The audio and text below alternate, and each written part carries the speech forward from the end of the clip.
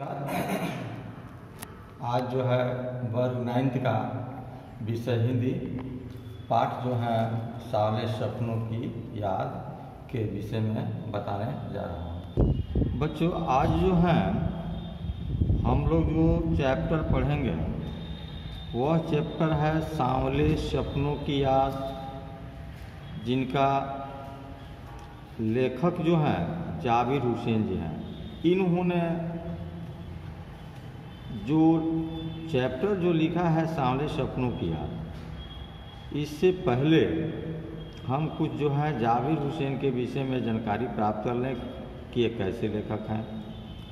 तो इन्होंने जो है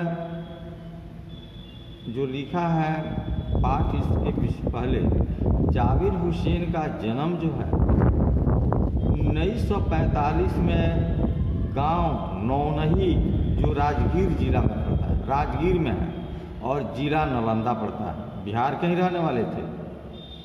वे अंग्रेजी भाषा और साहित्य के प्राध्यापक यानी शिक्षक भी रहे हैं और इन्होंने राजनीतिक में भाग भी लिया है। जो 1977 में मुंगेर से बिहार विधानसभा के लिए MLA निर्वाचित हुए थे और मंत्री भी बने और 1995 में बिहार विधान परिषद के सभापति भी बने। और यह जो है जाबिर हुसैन हिंदी, उर्दू और अंग्रेजी तीनों भाषाओं के एक लेखक थे और इन्होंने प्रस्तुत पाठ में जो कहानी लिखा है यह जून 1987 की है और यह जो है एक प्रसिद्ध पक्षी विज्ञानी भी हैं। सालिम अली के मृत्यु के तुरंत बाद जो है इन्होंने यह संस्मरण लिखा। उनके मरने के बाद जो है सालिम अली के मृत्यु से उत्पन्न दुख और अवसाद को लेखक सांवले सपनों की याद के रूप में व्यक्त किया है। सलीम अली का स्मरण करते हुए लेखक ने उनका व्यक्तित्व चरित्र का भी प्रस्तुत किया है।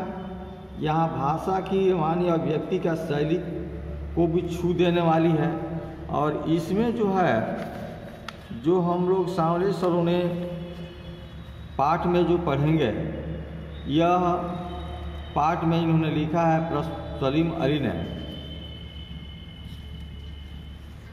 कि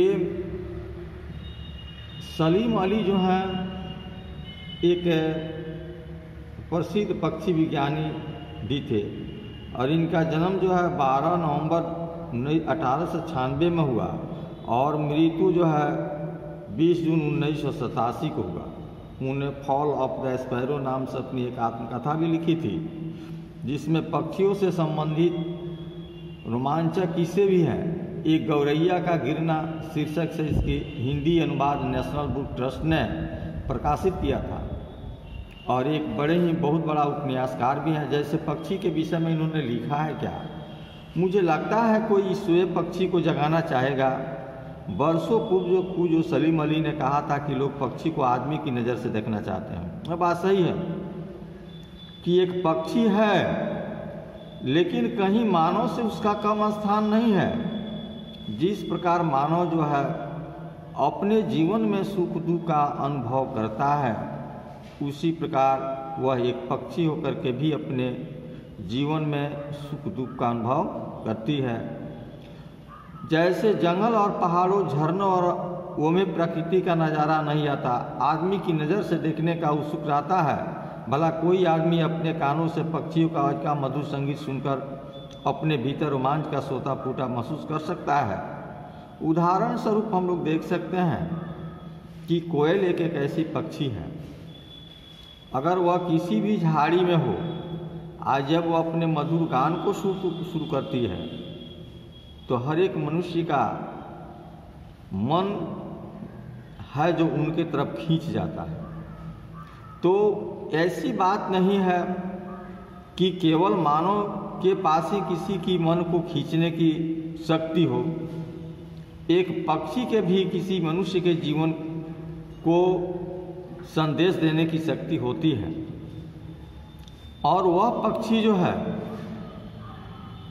गर्मी, बरसात और जाड़े में जो है अपने जीवन को कष्टमय बिताती है फिर इसके चले जाने पर अपने जीवन को सुखमय बसंत ऋतु का आगमन का नज़ारा लेती है, उसी प्रकार मनुष्य का जीवन भी होता है। इस पक्षी से हमें सीख लेनी चाहिए। यानी जाबिर हुसैन का यह कथन है कि इस पक्षी से भी सीख लेनी चाहिए कि जीवन कैसे चलता है। समाज में जब हम लोग रहते हैं तो उस समाज के साथ में कैसे मीठे वचन का प्रयोग करें। जिस प्रकार हम लोग जब कोयल पर आकर्षित उसके गान से हो जाते हैं, उसी प्रकार समाज में भी लोग जो हैं हमारे मीठे वचनों से आकर्षित होकर हमारे ऊपर उनका आकर्षण बढ़े। तो केवल यह पाठ पढ़ने से ये बात नहीं जान लेना चाहिए कि और पक्षी ही के विषय में लिखा गया है। इसमें जो है पक्षी के गुण और अवगुण के विषय में लिखा गया है। जैसे है कि वाटिका में छोटे छोटे किंतु घने पेड़ विश्राम दिल का धड़कन एकदम तेज करने वाले अंदाज में होता है। जैसे अगर कोई बांसुरी बजाता है तो हम लोगों का वह वृंदावन की कहानी याद आ जाती है जिसमें श्री कृष्ण ने बांसुरी बजाया था।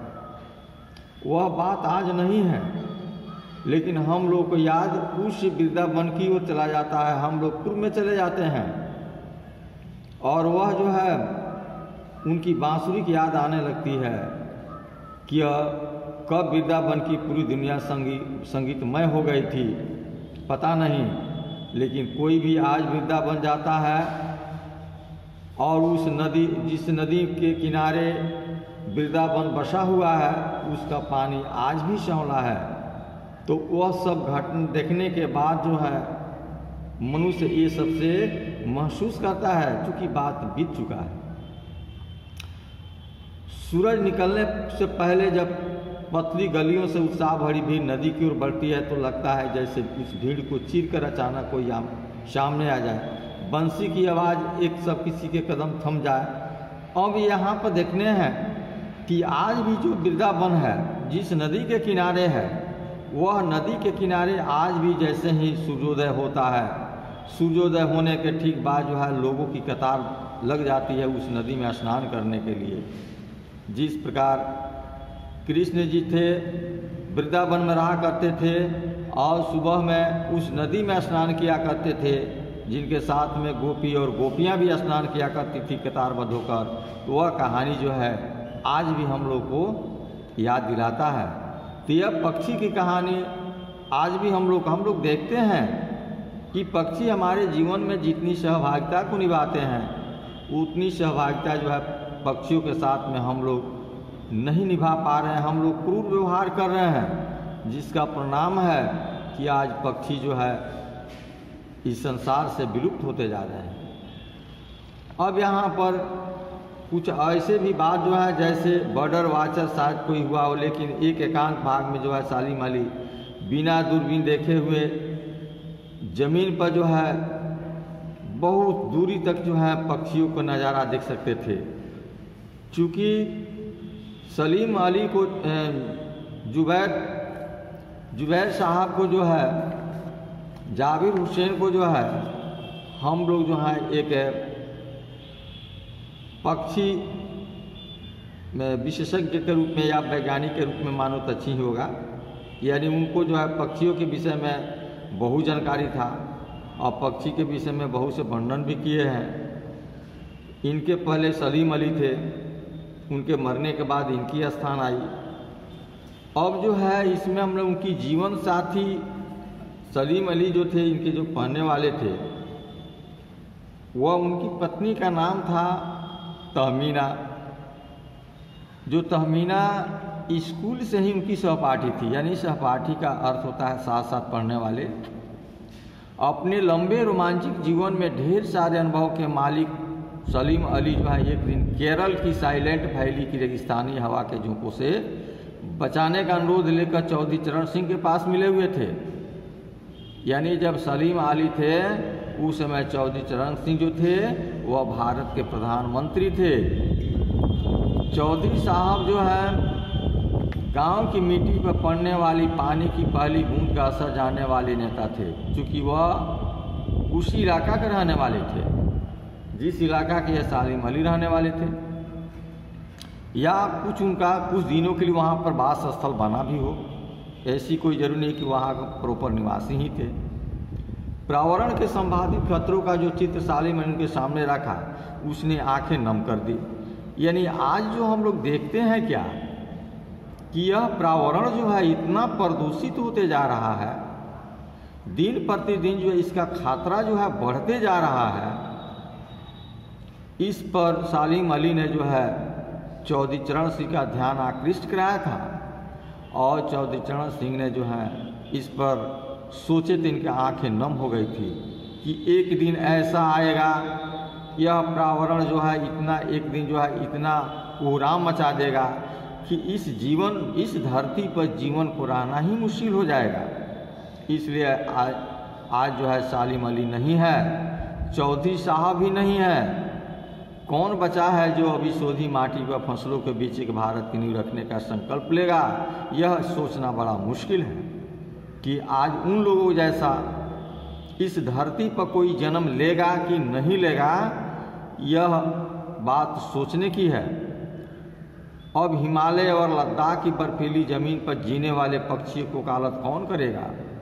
आज भी हम लोग देखते हैं लद्दाख हमारे देश का हिस्सा है और वहाँ की ज़मीनें जो है बर्फीली है, लेकिन उस बर्फीली ज़मीन पर भी बर्फ़ पर रहने वाले भी बहुत प्रकार की पक्षियाँ रहती थी, जिस पक्षियों के बारे में जो है सलीम अली बहुत नज़दीकी से जानते थे।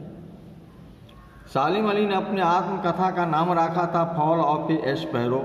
मुझे याद आ गया D.H. लॉरेंस की मौत के बाद लोगों ने उनकी पत्नी फ्रीडा लॉरेंस अनुरोध किया था कि वो अपने पति के बारे में कुछ लिखें, यानी उनका जीवनी लिखें, शुरू से अंत या जहाँ से जो जानती है वहाँ से लिखें, लेकिन वह लिखने से मना कर दिया। वह शेर बातें लॉरेंस के बारे में लिख सकती थी लेकिन नहीं लिखी। उसने कहा मेरे लिए लॉरेंस में कुछ भी लिखना असंभव सा है।